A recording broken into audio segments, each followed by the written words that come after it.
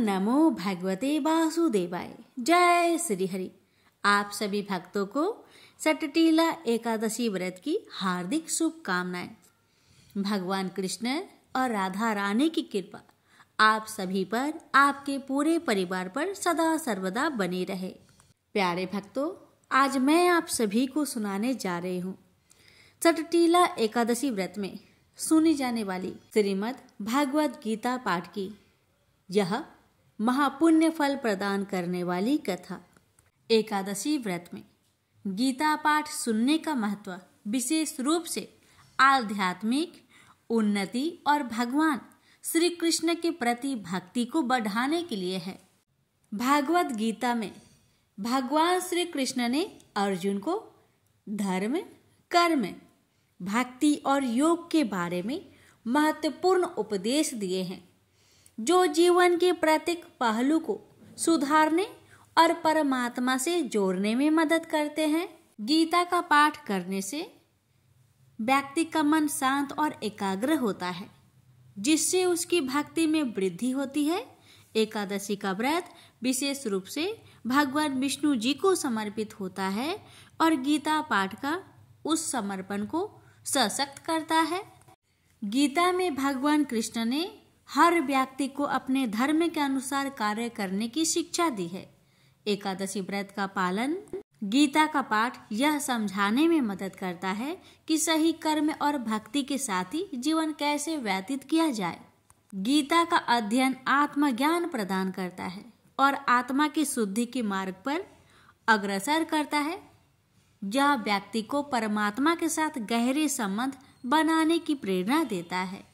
गीता की शिक्षाएं व्यक्ति को मानसिक और आध्यात्मिक संकटों से बाहर निकलने में मदद करती है। एकादशी के दिन गीता का पाठ उन विकारों और नकारात्मक विचारों को दूर करने में सहायक होता है जो व्यक्ति को सांसारिक बंधनों से बांधते हैं। तो आइए प्यारे भक्तों, अपने और अपने पूरे परिवार की मंगल कामना को करते हुए इस पावन गीता पाठ की इन अध्यायों का रसपान करते हैं। श्री भगवान ने कहा, हे अर्जुन, अब मैं तुझे ईर्ष्या न करने के लिए इस परम गोपनीय ज्ञान को अनुभव सहित करता हूँ, जिसको जानकर तू इस दुख रूपी संसार से मुक्त हो सकेगा। यह ज्ञान सभी विद्याओं का राजा, सभी गोपनीयों से भी अति गोपनीय, परम पवित्र, परम श्रेष्ठ है। यह ज्ञान धर्म के अनुसार सुखपूर्वक कर्तव्य कर्म के द्वारा अविनाशी परमात्मा का प्रत्यक्ष अनुभव कराने वाला है। हे परंतप, इस धर्म के प्रति श्रद्धा न रखने वाले मनुष्य मुझे न प्राप्त होकर जन्म मृत्यु रूपी मार्ग से इस संसार में आते जाते रहते हैं। मेरे कारण ही यह सारा संसार दिखाई देता है और मैं ही इस संपूर्ण जगत में अदृश्य शक्ति रूप में सभी जगह स्थित हूँ। सभी प्राणी मुझ में ही स्थित है, परंतु मैं उनमें स्थित नहीं हूँ।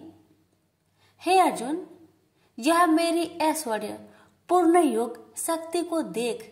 यह संपूर्ण सृष्टि मुझ में कभी स्थित नहीं रहती है, फिर भी मैं सभी प्राणियों का पालन पोषण करने वाला हूँ और सभी प्राणियों में शक्ति रूप में स्थित हूँ, परंतु मेरा आत्मा सभी प्राणियों में स्थित नहीं रहता है, क्योंकि मैं ही सृष्टि का मूल कारण हूँ।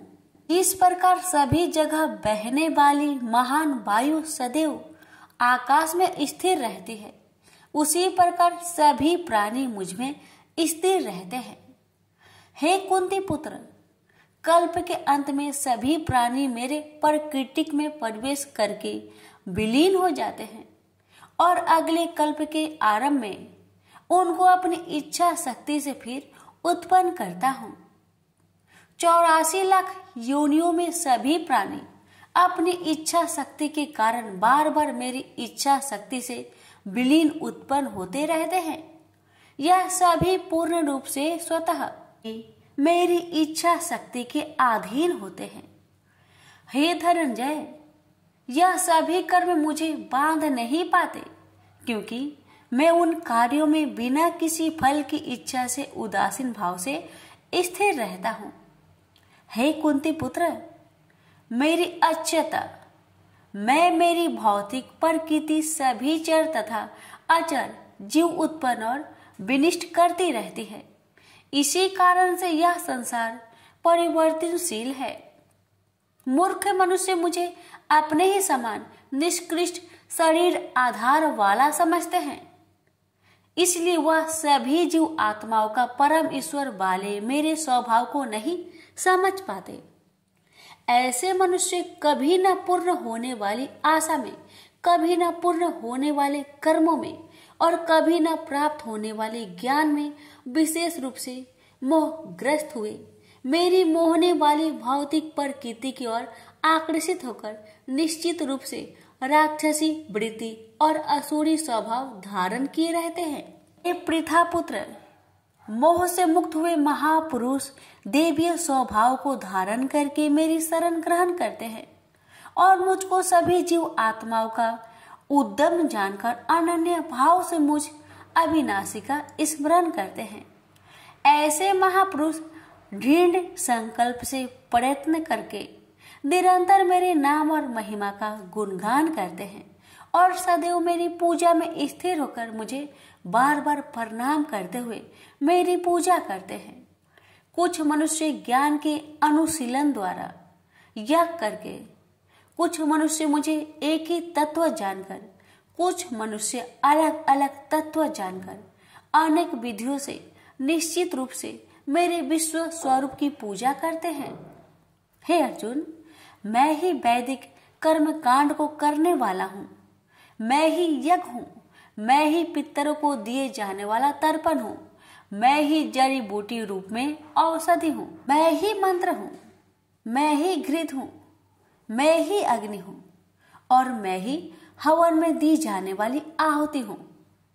इस संपूर्ण ब्रह्मांड का मैं ही पालन करने वाला पिता हूँ, मैं ही उत्पन्न करने वाली माता हूँ, मैं ही मूल स्रोत दादा हूँ, मैं ही इसे धारण करने वाला हूँ, मैं ही पवित्र करने वाला ओमकार सबसे जानने योग्य हूँ, मैं ही ऋग्वेद, सामवेद और यजुर्वेद हूँ, मैं ही सभी प्राप्त होने वाला परम लक्ष्य हूँ, मैं ही सभी का भरण पोषण करने वाला हूँ, मैं ही सभी का स्वामी हूँ, मैं ही सभी के अच्छे बुरे कर्मों को देखने वाला हूँ, मैं ही सभी का परम धाम हूँ, मैं ही सभी की शरण स्थली हूँ, मैं ही सभी से प्रेम करने वाला घनिष्ठ मित्र हूँ, मैं ही सृष्टि को उत्पन्न करने वाला हूँ, मैं ही सृष्टि के संहार करने वाला हूँ, मैं ही सभी का स्थिर आधार हूँ, मैं ही सभी को आश्रय देने वाला हूँ और मैं ही सभी का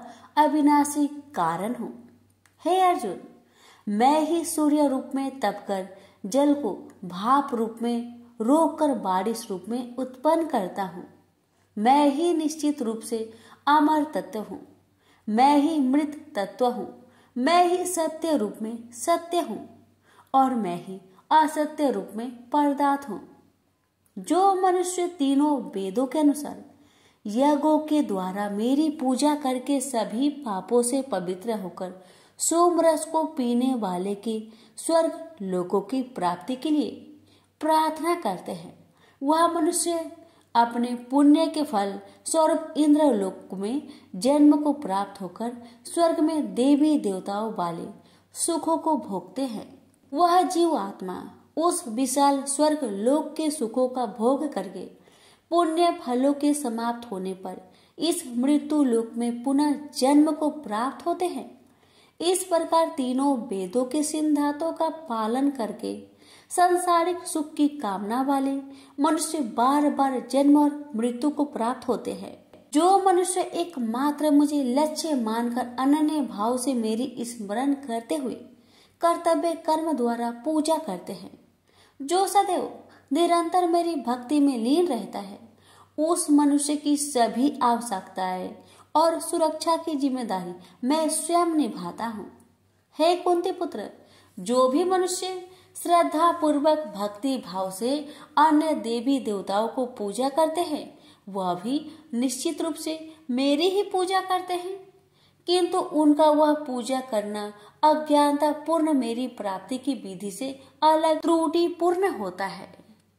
मैं ही निश्चित रूप से समस्त यागों का भोग करने वाला हूँ और मैं ही स्वामी हूँ, परंतु वह मनुष्य मेरी वास्तविक रूप को तत्व से नहीं जानते, इसलिए वह कामनाओं के अनुसार पूर्ण जन्म को प्राप्त होते हैं।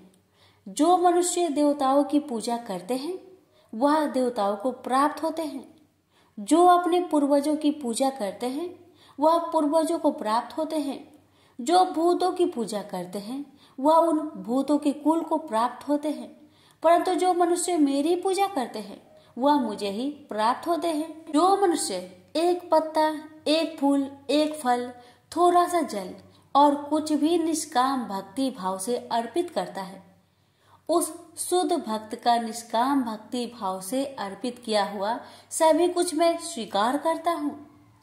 हे कुंती पुत्र, तू जो भी कर्म करता है, जो भी खाता है, जो भी हवन करता है, जो भी दान देता है और जो भी तपस्या करता है, उस सभी को मुझे समर्पित करते हुए कर। इस प्रकार तू समस्त अच्छे और बुरे कर्मों के फलों के बंधन से मुक्त हो जाएगा और मन से सभी सांसारिक कर्मों को त्याग कर मन को परमात्मा में स्थिर करके विशेष रूप से मुक्त होकर मुझे ही प्राप्त होगा। मैं सभी प्राणियों में समान रूप से स्थित हूँ। सृष्टि में न किसी से देश रखता हूँ और न ही कोई मेरा प्रिय है, परंतु जो मनुष्य शुद्ध भक्ति भाव से मेरा स्मरण करता है तब वह मुझ में स्थिर रहता है और मैं भी निश्चित रूप से उसमें स्थिर रहता हूँ।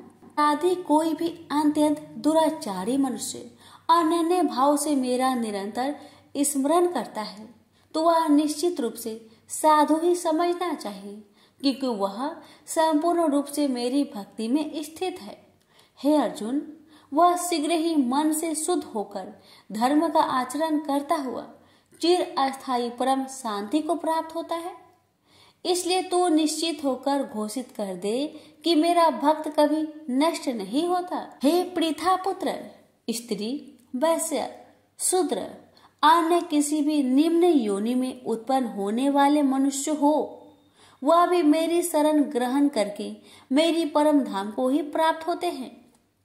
तो फिर पुण्य आत्मा ब्राह्मणों, भक्तों और राजश्री क्षत्रियों का तो कहना ही क्या। इसलिए तू क्षण में नष्ट होने वाले दुख से भरे हुए इस जीवन में निरंतर मेरा ही स्मरण कर। हे अर्जुन, तू मुझ में ही मन को स्थिर कर, मेरा ही भक्त बन, मेरी ही पूजा कर और मुझे ही प्रणाम कर। इस प्रकार अपने मन को मुझ परमात्मा में पूर्ण स्वरूप से स्थिर करके मेरी शरण होकर तू निश्चित रूप से मुझे ही प्राप्त होगा। इस प्रकार उपनिषद, ब्रह्म विद्या तथा योग शास्त्र रूप श्रीमद् भागवत गीता के श्री कृष्ण अर्जुन संवाद में राज विद्या योग नाम का 9वां अध्याय संपूर्ण हुआ। प्रेम से बोलिए श्री कृष्ण भगवान की जय। आप सुनेंगे 9वां अध्याय का महात्म्य। श्री नारायण जी बोले, हे लक्ष्मी जी, दक्षिण देश में एक भाव सुशर्मा नामक क्षुद्र रहता था। वह बड़ा पापी और मांस मदिरा भक्षी था। एक दिन मदिरा पीने से उसकी देह छूट गई और मरकर प्रेत हुआ। वृक्ष पर बैठ गया। एक ब्राह्मण भी उसी नगर में रहता था। दिन को भिक्षा मांगकर स्त्री को लाकर देता।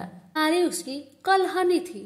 समय पाकर उन दोनों ने प्राण त्यागे और वह दोनों मरकर प्रेत हुए और वह भी उस वृक्ष के तले में आकर रहे।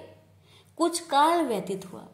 तब एक दिन उसकी नारी पिचासनी ने कहा, पुरुष पिचास, तुमको कुछ पिछले जन्म की खबर है?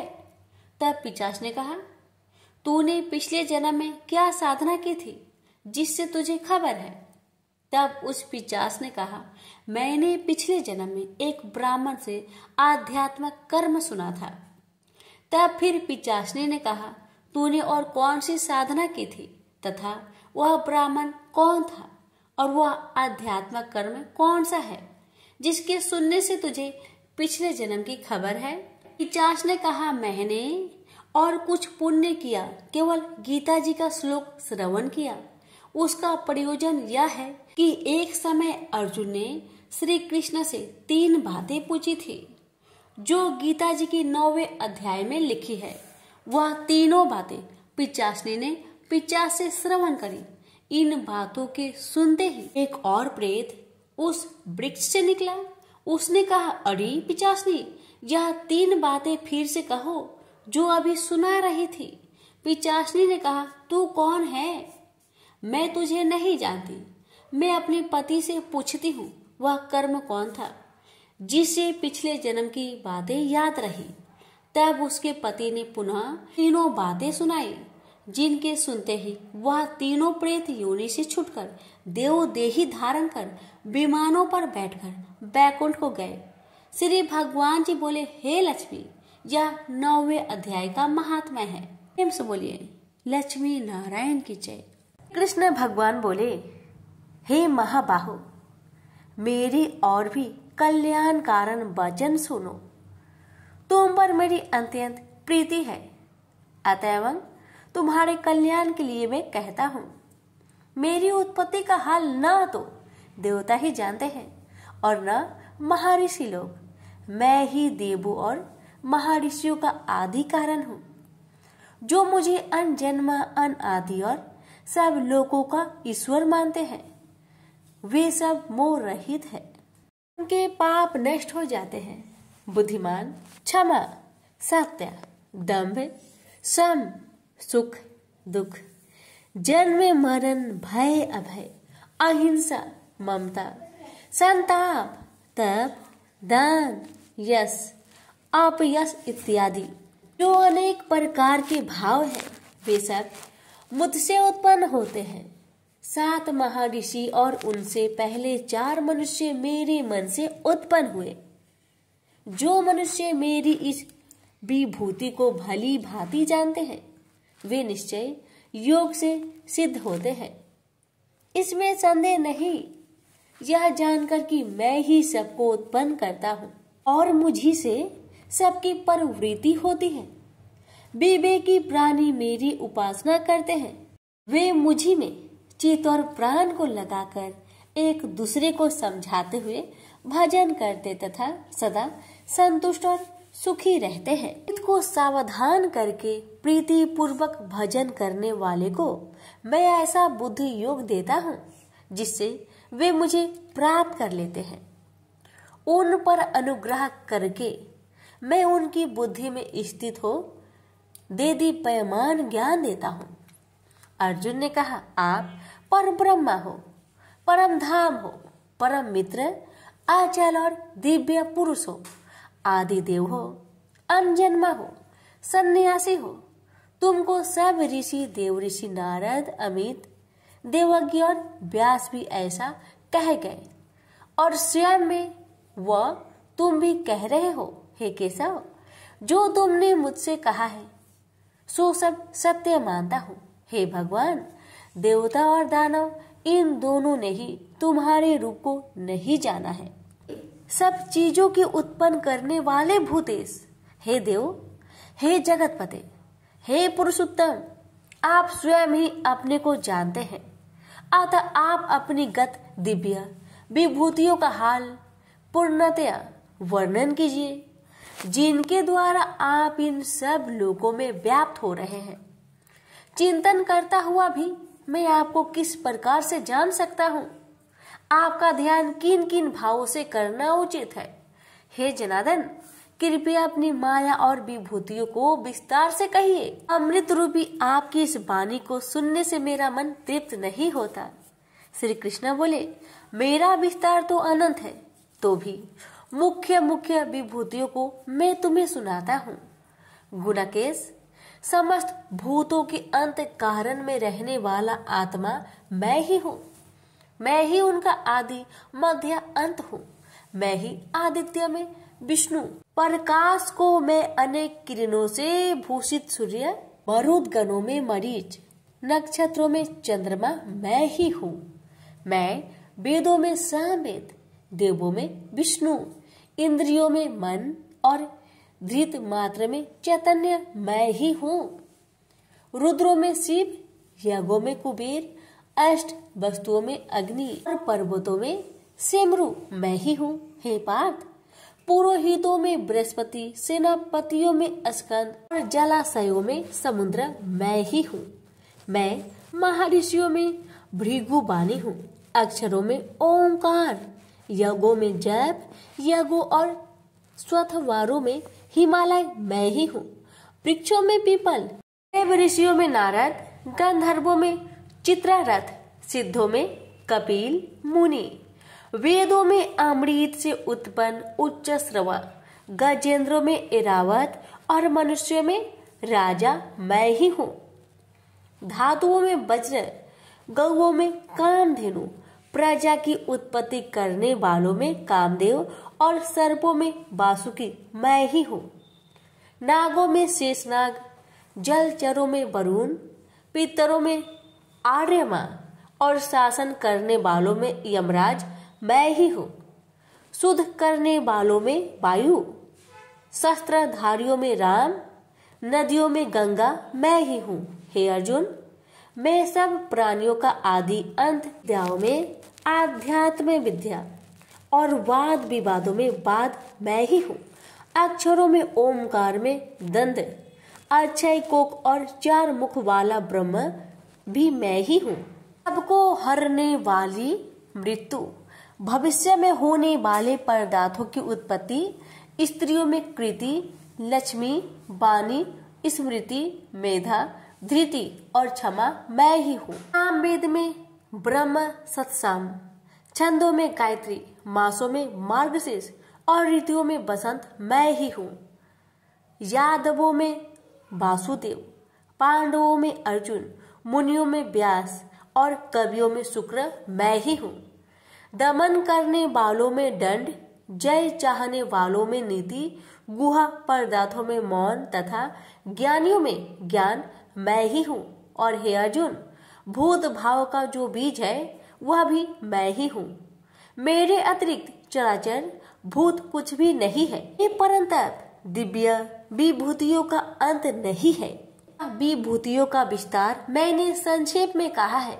जो वस्तु ऐश्वर्यवान, शोभ्यमान और यशवान है, उन्हें मेरे ही तेज के अंश से उत्पन्न हुआ जानो।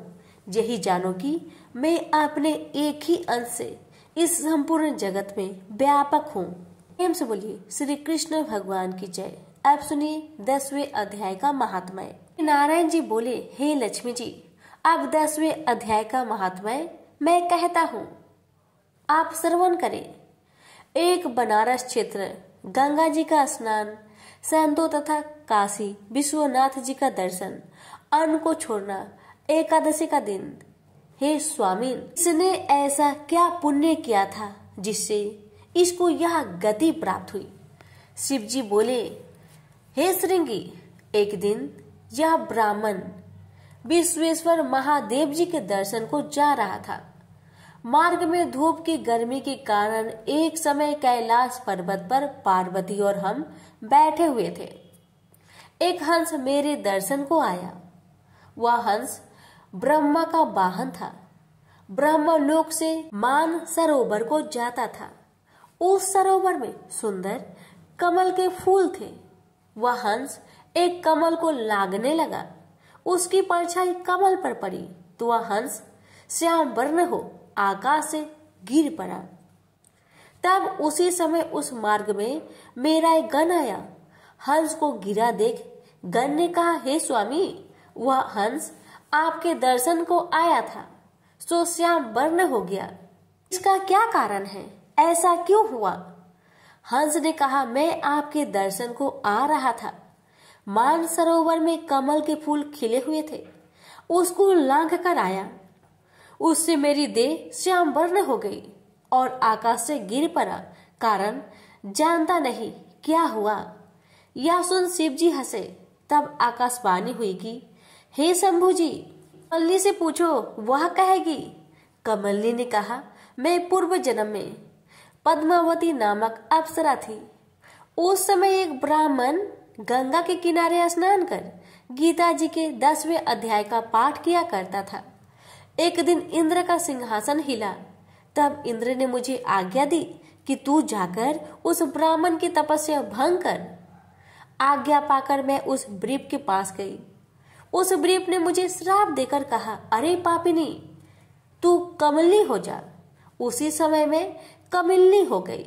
तभी से मैं गीता जी के 10वें अध्याय का पाठ करती हूँ। उसी से मेरा यह तेज है कि मुझको लांघने वाला काला होकर अचेत हो जाता है। हंस ने कहा, मेरा यह श्याम वर्ण कैसे श्वेत होगा, और तू इस कमल देह से छूटकर कैसे देवदेही पाई। तब कमलनी बोली, जब कोई श्री गीता जी के 10वें अध्याय का पाठ सुनाएगा उद्धार होगा। तब एक ब्राह्मण ने सरोवर में स्नान कर गीता जी के 10वें अध्याय का पाठ किया। से हंस ने और कमलनी ने सुना, तब उसका उद्धार हुआ। प्रेम से बोलिए लक्ष्मी नारायण की जय, उमापति शंकर भगवान की जय। अर्जुन ने पूछा, इस प्रकार जो भक्त सदैव योग युक्त होकर आपकी उपासना विधि पूर्वक करते हैं और वे जो अव्यक्त पर ब्रह्म को भजते हैं, इन दोनों में कौन सा योगी श्रेष्ठ है?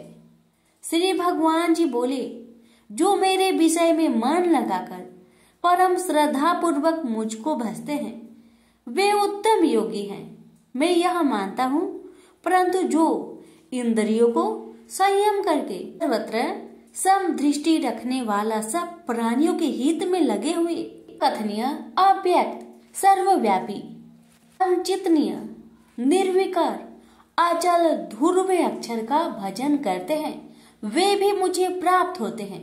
अव्यक्त में मैं जिनका चित्त आसक्त है वह कष्ट अधिक पाते हैं, क्योंकि अव्यक्त गति के प्राणी कष्ट पाते हैं। हे पार्थ, जो प्राणी अपने सब कर्मों को अर्पण करके मेरी शरण में आकर अनन्य भक्ति से मेरा ध्यान करते हैं और पूजते हैं, उन शरण में आए हुए भक्तों को मैं थोड़े समय में ही मृत्यु संचार से उद्धार कर देता हूँ। मुझ में ही मन रखो, मुझ में ही बुद्धि रखो, तब तुम मुझ में ही निवास करोगे, इसमें कुछ संदेह नहीं। हे धनंजय, यदि इस प्रकार तुम मुझसे अपने चित्त को रखने में समर्थ ना हो तो योग अभ्यास द्वारा हमारे पाने के लिए बार बार यत्न करो। यदि अभ्यास भी ना हो सके तो मेरे उद्देश्य से व्रत आदि ही करो। यदि मेरे लिए तुम कर्म करोगे तो भी तुम्हें मुक्ति प्राप्त होगी, और यदि ऐसा भी ना कर सके तो मन को रोककर अनन्य भाव से मेरी शरण में आओ और फल की आशा छोड़कर कर्म करो, क्योंकि अभ्यास से ज्ञान उत्तम है, ज्ञान से ध्यान श्रेष्ठ है, त्याग से शांति प्राप्त होती है।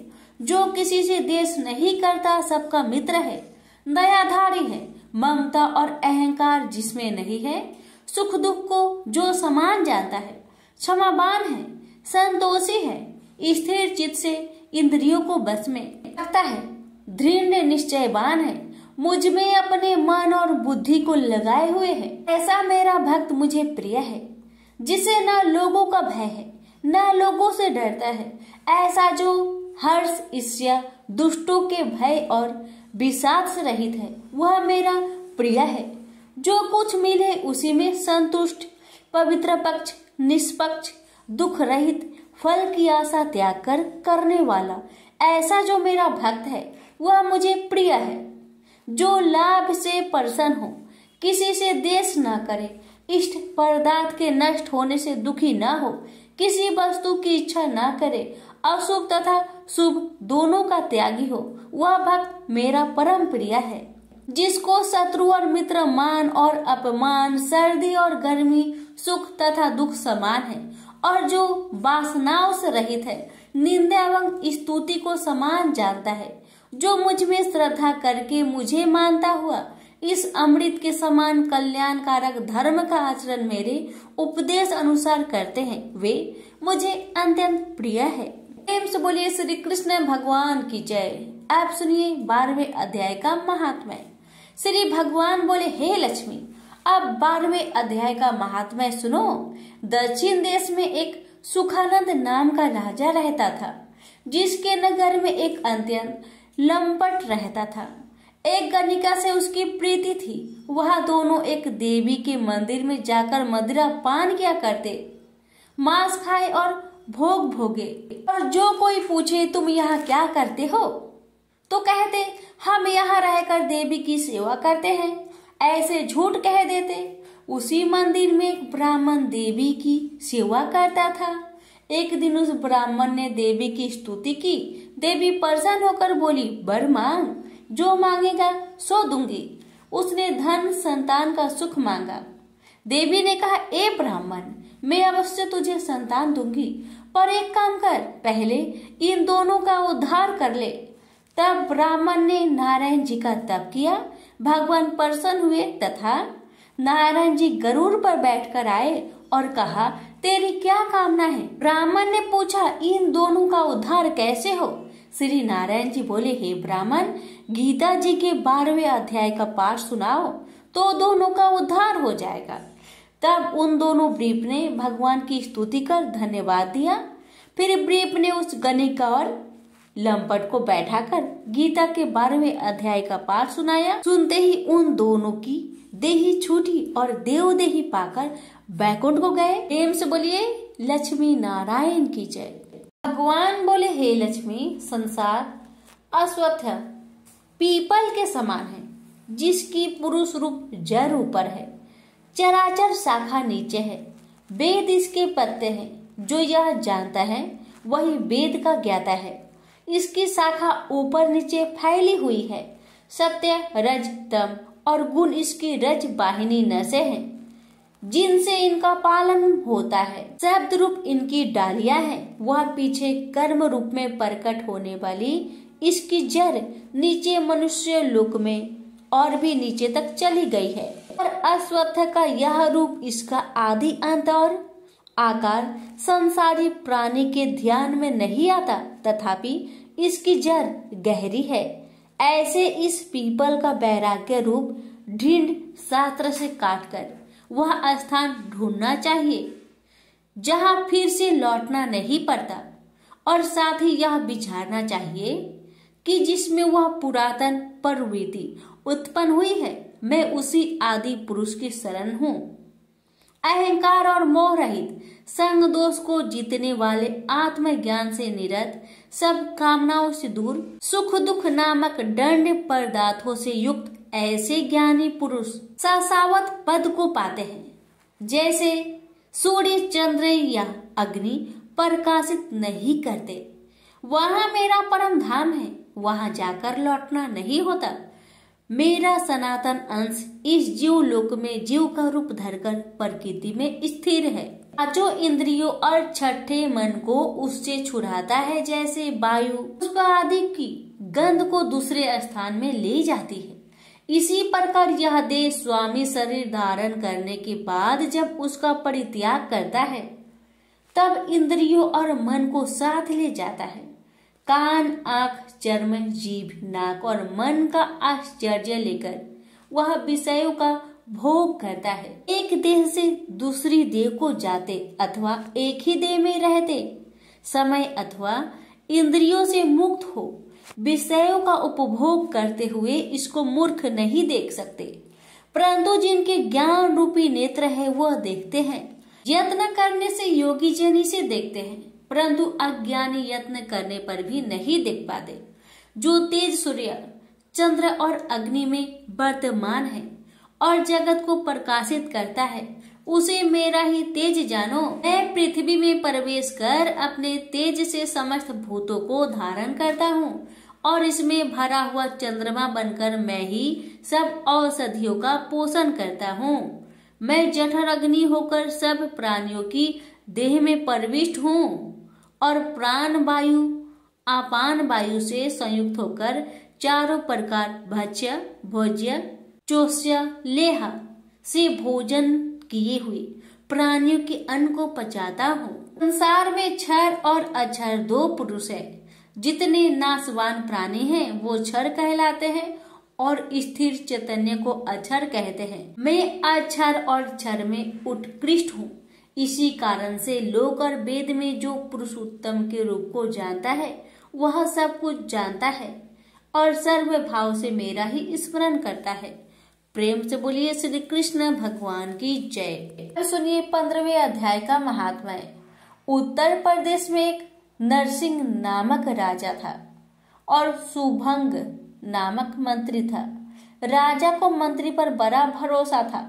मंत्री के मन में कपट था। मंत्री चाहता था राजा को मारकर यह राज्य मैं ही करूं। इस तरह कुछ काल व्यतीत हुआ। एक दिन राजा नौकर चाकरों सहित सो रहा था। तब मंत्री राजा को सारे नौकरों सहित मारकर राज्य करने लगा। कुछ काल व्यतीत हुआ, तब वह भी मर गया। धर्मराज के पास दूध बांध कर ले गए। धर्मराज बोला, हे यमदूतो, यह बड़ा पापी है, इसको नरक में डालो। हे लक्ष्मी, इस प्रकार कई नरक भोगकर धर्मराज की आज्ञा से घोड़े की योनि में आया। सिंघल द्वीप में जन्मते घोड़ा हुआ। एक सौदागर ने बहुत से घोड़े को मोल लिया और वह घोड़ा खरीदकर अपने देश को चला। चलते चलते अपने देश में आया। तब वहां के राजा ने सुना कि अमुक सौदागर बहुत से घोड़े ले आया है। तब राजा ने उसे बुलाया और कई घोड़े खरीदे। उस घोड़े को भी खरीदा। जब उस घोड़े ने राजा को देख उसने सिर फेर लिया। यह देख राजा बोला, क्या बात है जो घोड़े ने सिर फेरा है? राजा ने पंडित को बुलाकर पूछा कि इस घोड़े ने हमें देखकर सिर क्यों फेरा, इसका क्या कारण है? पंडित ने कहा, राजन, इस घोड़े ने तुमको सिर नवाया है। राजा ने कहा, यह बात नहीं है। कई दिन पीछे राजा शिकार खेलने को उसी घोड़े पर सवारी करके गया। वह घोड़ा बहुत तेज चलता था। राजा शिकार खेलता खेलता बहुत दूर चला गया। उसी दिन राजा ने जाते ही शिकार मारा। राजा बहुत प्रसन्न हुआ। दोपहरी की गर्मी के कारण राजा को प्यास लगी। तब राजा ने वन में एक साधु को कुटिया में बैठे देखा। तालाब से जल भरा हुआ था। वहां राजा उतरा, घोड़े को वृक्ष में बांधकर कुटिया में गया तो साधु अपने पुत्र को गीता जी के 15वें अध्याय का पाठ सिखा रहा था। वृक्ष के पट्टे पर श्लोक लिखकर बालक से कहा, खेलते भी रहो और इसको कंठ करो। उस पत्ते को घोड़े ने देखा तो तुरंत उसकी देह छूट गई। देवदेही पाई। स्वर्ग से विमान आया, उस पर बैठ बैकुंठ को चला। इतने में ही राजा जल पीकर बाहर आया। देखा तो घोड़ा मरा है। राजा चिंतित होकर बोला, यह घोड़ा किसने मारा है? इसे क्या हुआ? इतने में वह बोला, हे राजन, तेरे घोड़े का चैतन्य मैं हूँ। मैंने अब देवदेही पाई है, बैकुंठ को चला हूँ। राजा ने पूछा, तुमने कौन सा पुण्य किया है? घोड़ा बोला, यह बात ऋषिवर से पूछो। राजा ने मुनीश्वर से पूछा। मुनि बोला, हे राजन, गीता जी का श्लोक लिखा हुआ पत्ता इसके आगे पड़ा है। घोड़े ने यह अक्षर देखे हैं, इस कारण घोड़े की सदगति हुई है। श्री नारायण जी बोले, हे लक्ष्मी, यह गीता के 15वें अध्याय का महात्म्य मैंने तुमको सुनाया। प्रेम से बोलिए लक्ष्मी नारायण की जय। अर्जुन ने पूछा, हे केशव, मैं संन्यास एवं त्याग के तत्व पृथक पृथक जानने की इच्छा करता हूँ। श्री कृष्ण बोले, हे पार्थ, कामना वाले कर्मों के त्याग को ज्ञानी लोग संन्यास मानते हैं और अज्ञानी पुरुष फल के त्याग को त्याग कहते हैं।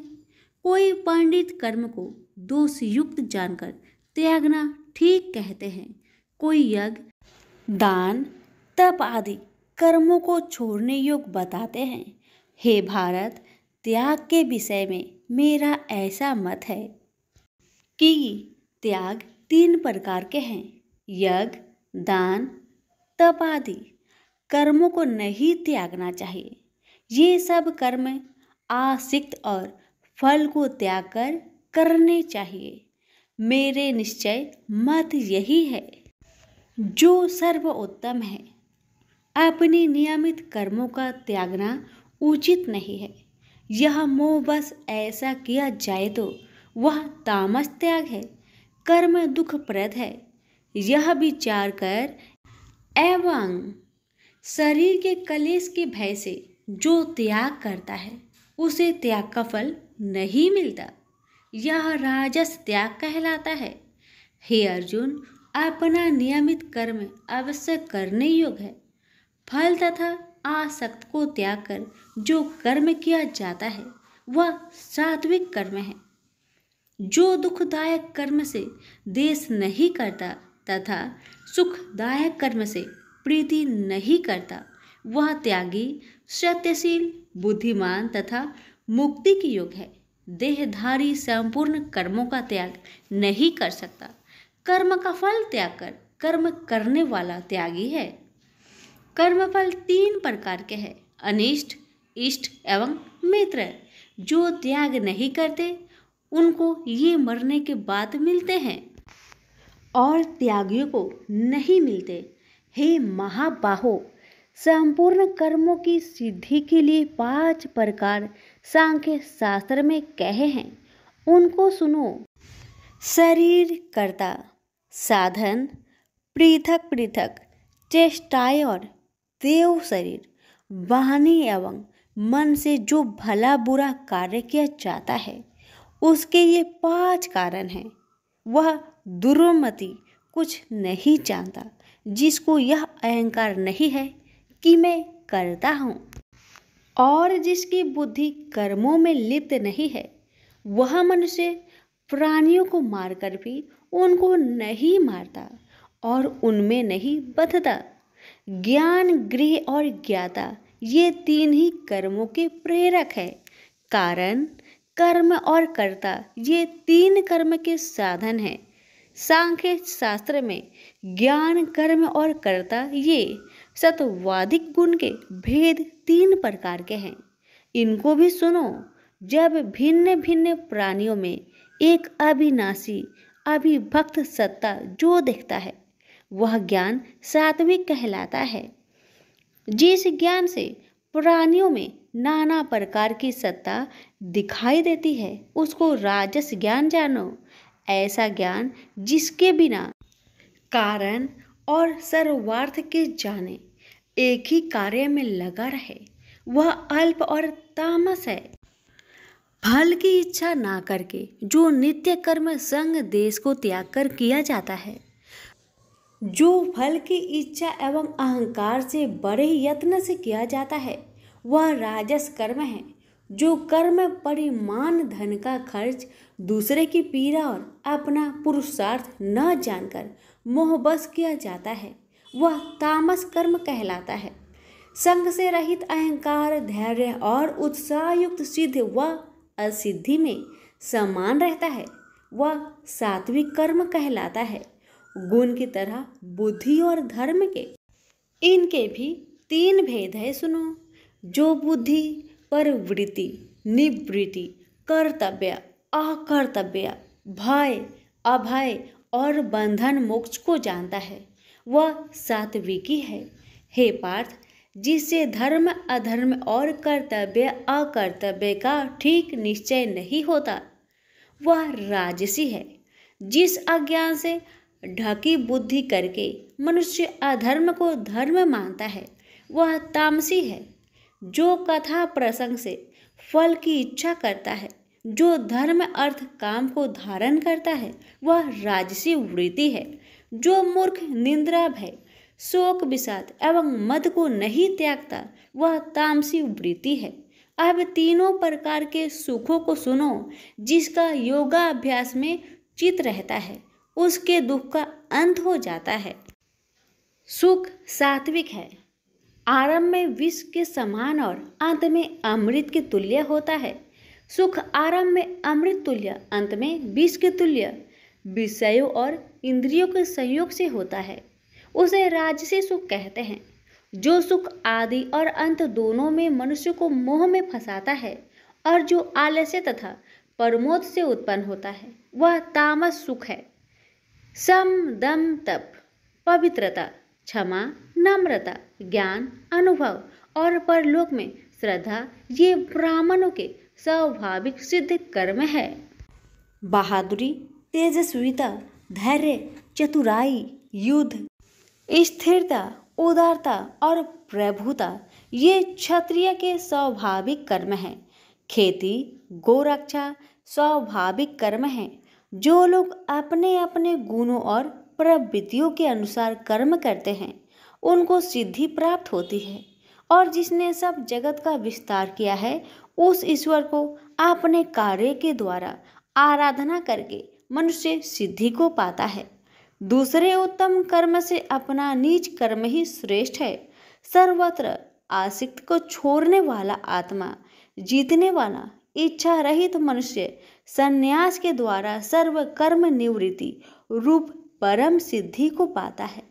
वह फिर कैसे ब्रह्म को प्राप्त होता है? सो मुझसे सुनो, यही इस ज्ञान की परानिष्ठा है। शुद्ध बुद्धि से युक्त होकर धृति द्वारा इस मन को बस में लगाकर शब्द आदि विषयों को छोड़कर राग देश से रहित होकर एकांत में रहने वाला, मिताहारी, वाणी और मन को जीतने वाला, नित्य ध्यान युक्त और वैराग्य, अहंकार, बल, घमंड, काम, क्रोध तथा परिग्रह छोड़कर ममताहीन और शांत मनुष्य ब्रह्म भाव के योग होता है। व्रत को प्राप्त हुआ पुरुष दत्तचित होकर सुख व अभिलाषा को नहीं करता है। जीवन मात्र में समदर्शी होकर मुझ में परम भक्ति पाता है।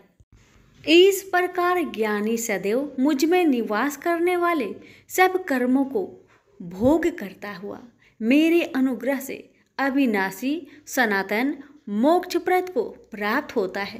तत्पश्चात तत्व से मुझे जानकर फिर मन मुझ में ही प्रवेश करता है। सावधानी से अपना मन मुझ में स्थिर कर और सब कर्मों को मुझ में अर्पण कर बुद्धि योग के आश्रय से निरंतर अपने चित्त को मुझ में लगाओ। मेरे में चित्त लगाकर मेरी कृपा से दुर्गम कष्टों से तर जाओगे। यदि अहंकार से मेरी बात सुनोगे तो नष्ट हो जाओगे। यदि अहंकार का आश्रय लेकर युद्ध नहीं करूँगा ऐसा मानते हो तो यह तुम्हारा निश्चय झूठा है, क्योंकि स्वभाव तुम्हें युद्ध करवाएगा। हे कौतन्य, जिस कर्म को तू अब मोह से करना चाहता है उसे अपने स्वाभाविक कर्म से बंधा हुआ बेबस होकर करेगा। हे अर्जुन, जीवों के हृदय में स्थिर ईश्वर उनको माया से भ्रमा रहा है, मानो सब यंत्र पर चढ़े हैं। हे भारत, सब भावों में उसी की कृपा से परम शांति एवं मुक्ति को पाओगे। यह गूढ़ ज्ञान मैंने तुमसे कहा है, इसे भली भांति विचार कर जैसा चाहते हो वैसा ही करो। अब तू सबसे गूढ़ वचन भी सुन, क्योंकि तू मेरा परम मित्र है, इसलिए मैं तेरे हित ही कहूँगा। मेरे में मन लगाओ, मेरे ही भक्त हो, मेरे ही यज्ञ करो और मेरा ही नाम जपो। सब धर्मों को छोड़कर मेरी शरण में आओ, मैं तुम्हें सब पापों से छुड़ा दूंगा। यह मेरा रहस्य ऐसे पुरुष जो तप ना करता हो, मेरा भक्त ना हो, कभी भी नहीं कहना चाहिए। जो इस परम गुप्त ज्ञान को मेरे भक्तों में प्रकट करेगा वही मेरी परम भक्ति को पाकर अंत में निश्चय ही मुझ में लीन हो जाएगा। इस धर्म संवाद को जो कोई पढ़ेगा उसे मैं समझूंगा कि उसने ज्ञान यज्ञ से मेरी पूजा की है। जो श्रद्धावान पुरुष दोष ढूंढे बिना इसको सुनेगा वह भी मुक्त होकर पुण्य आत्माओं को मिलने वाले शुभ लोक को प्राप्त होगा। हे पार्थ, तुमने एकाग्रचित्त से मेरे कहे हुए उपदेश को सुना या नहीं? हे धनंजय, तुम्हारा अज्ञान से उत्पन्न हुआ मोह नष्ट हुआ या नहीं? अर्जुन ने कहा, हे भगवान, आपकी कृपा से मेरा मोह नष्ट हो गया और स्मृति जागृत हुई है। अब मैं निसंदेह आपकी आज्ञा पर स्थिर हूँ और जैसा आपने कहा है मैं वैसा ही करूँगा। संजय बोले, हे धृतराष्ट्र, मैंने महात्मा वासुदेव और अर्जुन का यह प्रेरणा देने वाला अद्भुत संवाद सुनाया व्यास जी की कृपा से। साक्षात ये स्वर श्री कृष्ण जी के मुख से इस परम गुहा संवाद को मैंने सुना। हे राजन, श्री कृष्ण और अर्जुन के इस अद्भुत पुण्य कारक संवाद को स्मरण करके मन बार बार प्रसन्न होता है। श्री कृष्ण भगवान के उस अद्भुत रूप को स्मरण करके मुझे बड़ा ही विस्मय होता है। हे राजन, मैं बारंबार प्रसन्न होता हूँ। मेरी ऐसा धारणा है कि जहाँ योगेश्वर भगवान श्री कृष्ण हैं और जहाँ पार्थ जैसा धनुर्धर है, वही राजलक्ष्मी, विजय, ऐश्वर्य और अटल नीति है। सभी प्रेम से बोलिए श्री कृष्ण भगवान की जय हो। सुनिए 18वें अध्याय का महात्म्य। श्री भगवान जी बोले, हे लक्ष्मी, अब 18वें अध्याय का महात्म्य सुन। जैसे सब नदियों में गंगा जी, गौ में कपिला, कामधेनु और ऋषियों में नारद श्रेष्ठ है, उसी तरह गीता जी के सब अध्यायों में 18वां अध्याय श्रेष्ठ है। एक समय सेमरु पर्वत पर देवलोक में इंद्र अपनी सभा लगाए बड़ी प्रसन्नता में बैठे थे। उर्वशी नृत्य कर रही थी। इतने में एक चतुर्भुज रूप जीव को पार्षद ले आए और इंद्र को वह बहुत अखरे। उस तेजस्वी को बैठा तो दिया, किंतु अपने गुरु बृहस्पति जी से कहा, हे गुरुदेव, आप त्रिकालदर्शी हो, देखो इसने ऐसा कौन सा पुण्य किया है जिससे यह इंद्र आसन का अधिकारी हुआ। मेरे जाने तो इसने तीर्थ व्रत या दान कोई नहीं किया, शिवालय व ठाकुर मंदिर नहीं बनवाया, तालाब नहीं खुदवाया। यह सब बातें बृहस्पति जी ने भगवान से कही। तब भगवान ने बृहस्पति जी से कहा कि इसके मन में तो भोगों की वासना थी, परंतु यह गीता जी के 18वें अध्याय का नित्य पाठ करता था। इससे जब इसने अपनी देह को त्यागी, तब मैंने आज्ञा करी, हे पार्षदों, तुम इसको पहले ले जाकर इंद्र लोक के सुख भोगवाओ। जब इसका मनोरथ पूर्ण हो जाए, तब मेरी सायुज्य मुक्ति को पहुंचा दो। सो तुम जाकर भोगों की सामग्री इकट्ठी कर दो। तब इंद्र आदि सब देवताओं ने आकर भोगों की सब वस्तु एकत्र कर दी और कहा, पहले तुम इंद्र लोक के सुखों को भोगो। बहुत काल तक इंद्रपुरी के सुख भोग कर फिर भगवान की कृपा से सामुज्य मुक्ति पाकर बैकुंठ का अधिकारी हुआ। श्री नारायण जी बोले कि हे लक्ष्मी, यह 18वें अध्याय का महात्म्य है। गंगा, गीता, गायत्री, कलयुग में यह तीनों मुक्ति की दाता है। प्रेम से बोलिए लक्ष्मी नारायण की जय।